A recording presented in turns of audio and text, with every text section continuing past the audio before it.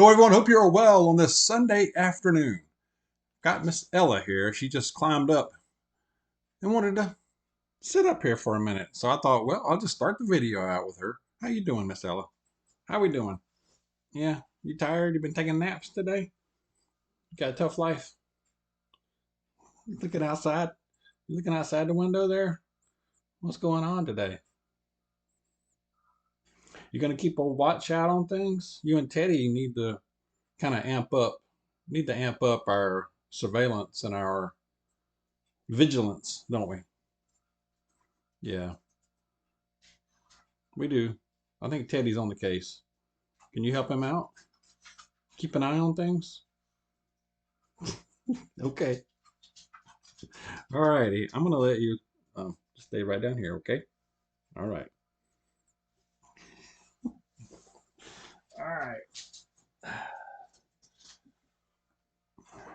She and Teddy are having a little meeting right now. Teddy, you want to come up? No. He walked away.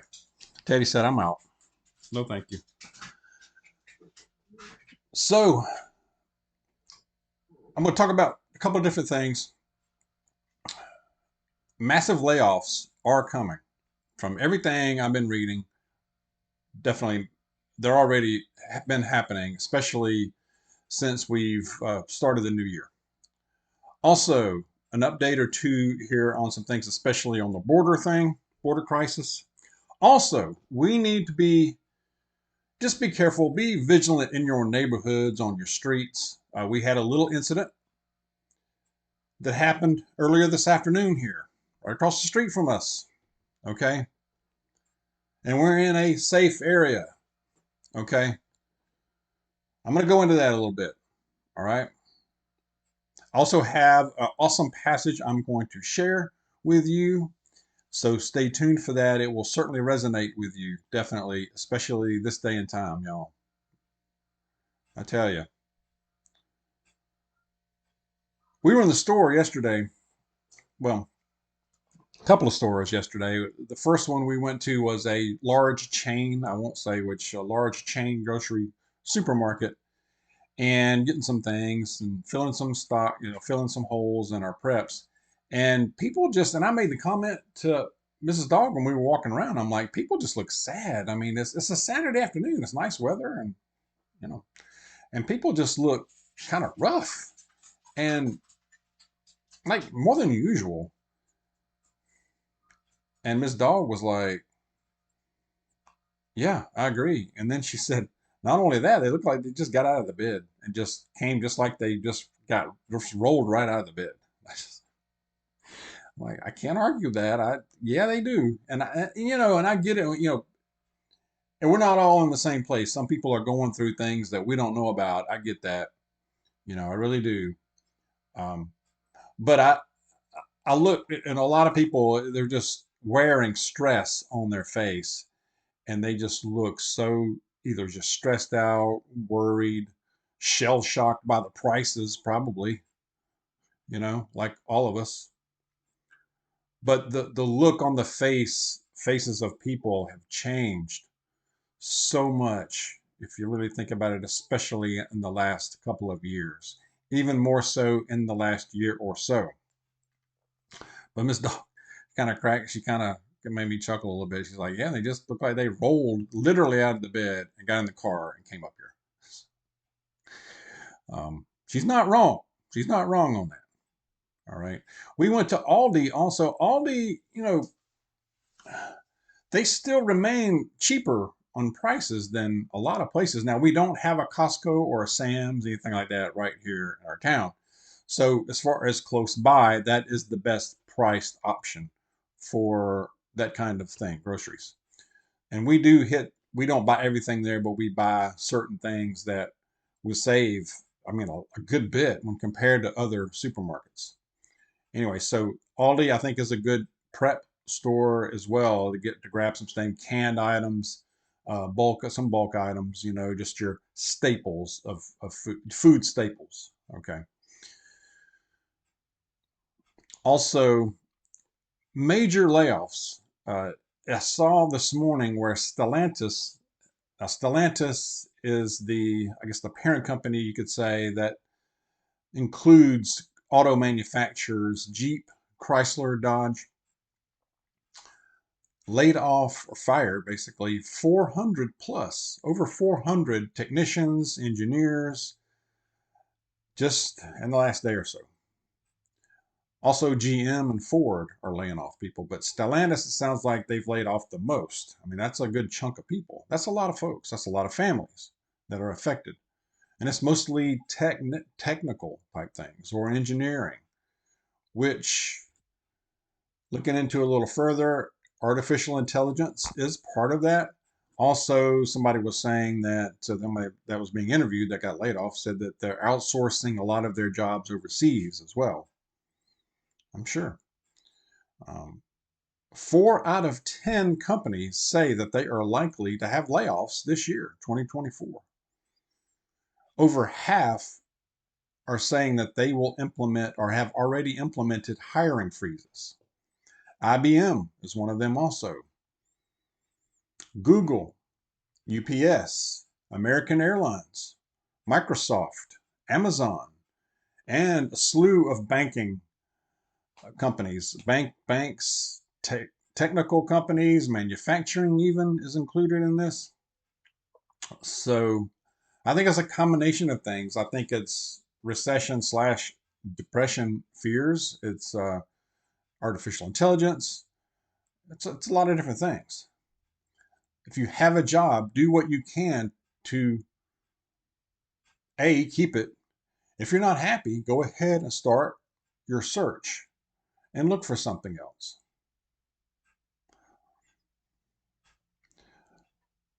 Also, prepare for the possibility that you might be one that is let go, that is laid off.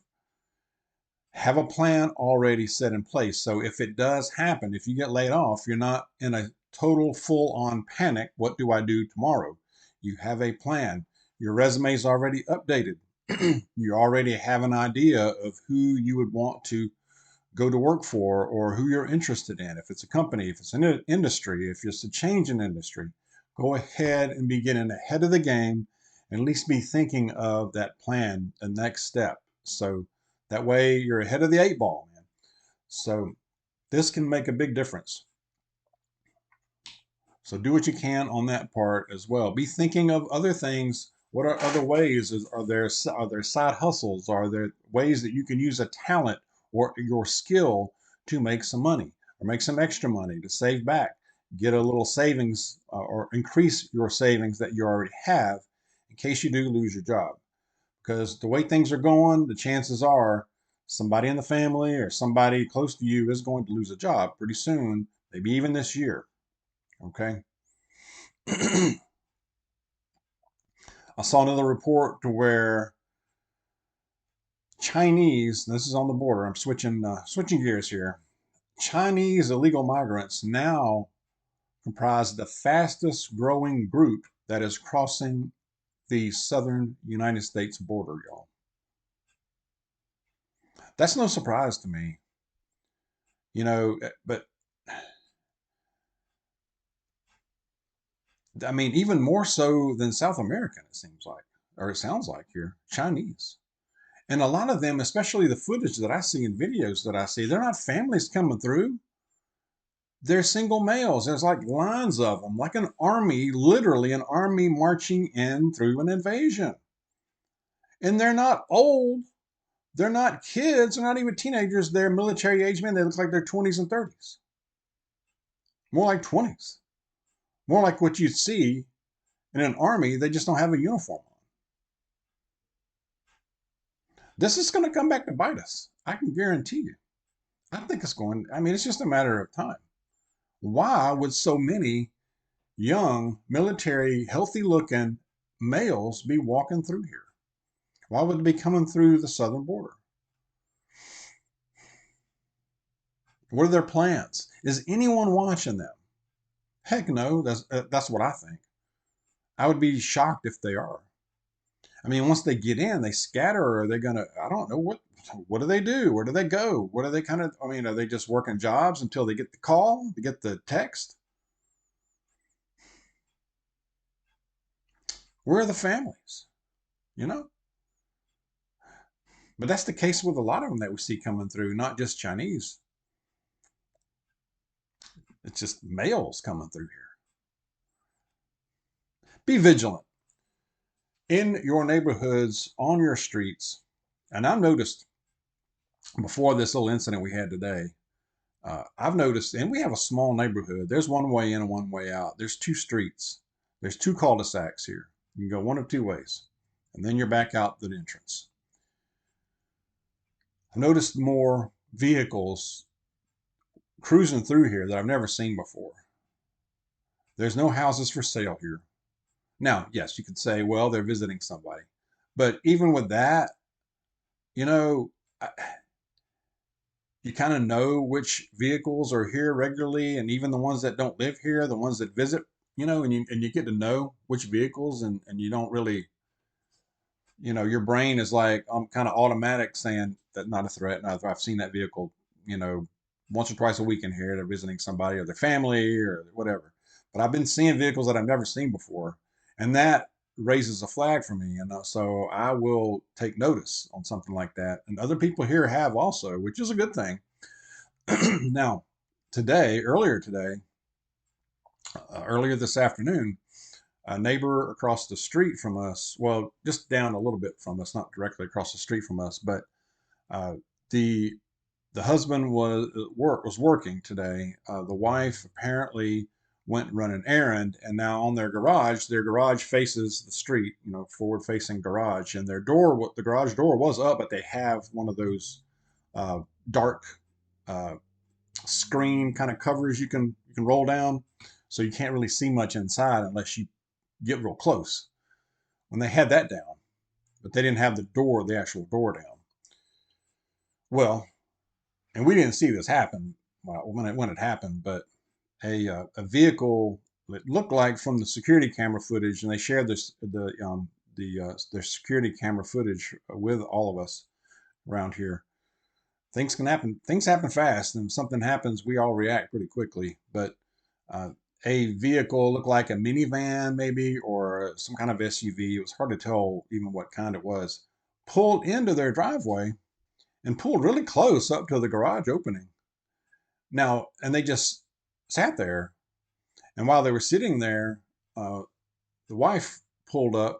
You can see it on the footage on the security camera. Pulled up, didn't pull in the driveway, just kind of kept a distance, which was smart. And you could tell there was a bit of an interaction. And the people that were pulled up in their driveway pulled on out really quick and left fast. We don't know exactly what was said. It was something to the effect of, his wife asked, can I help you with something? You're in my driveway. Hello. And they just basically took off.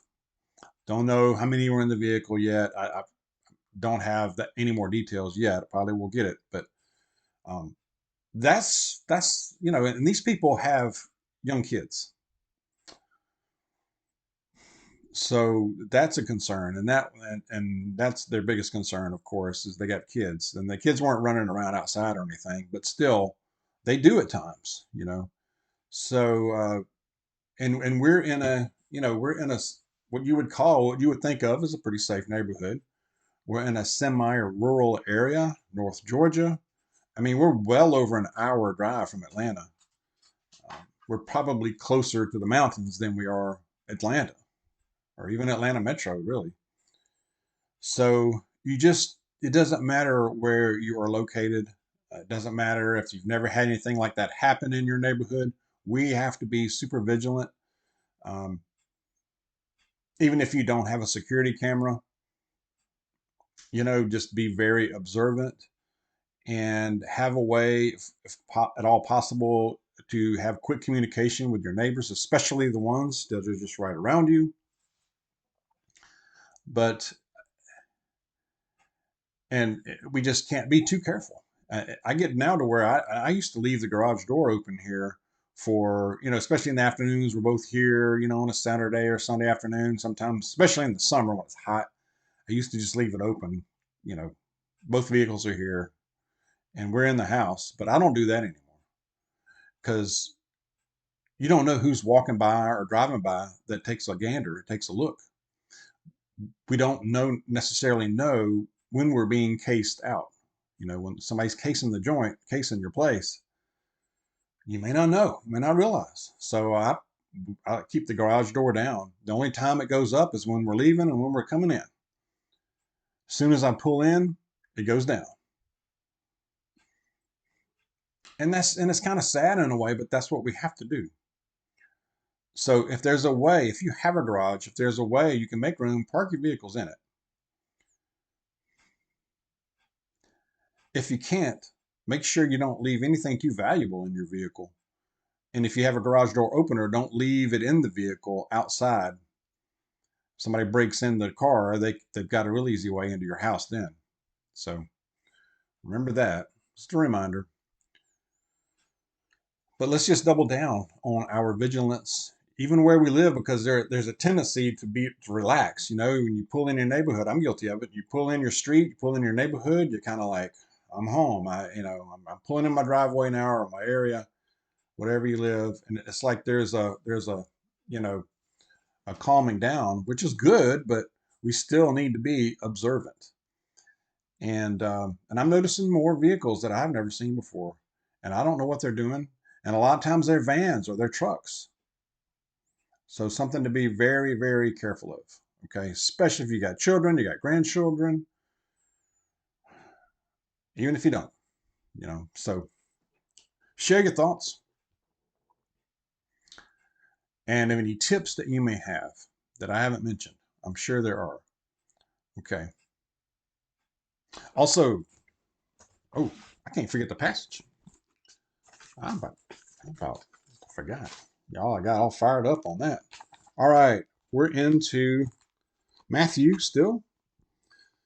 We're about to enter Holy Week, so let's keep that in mind.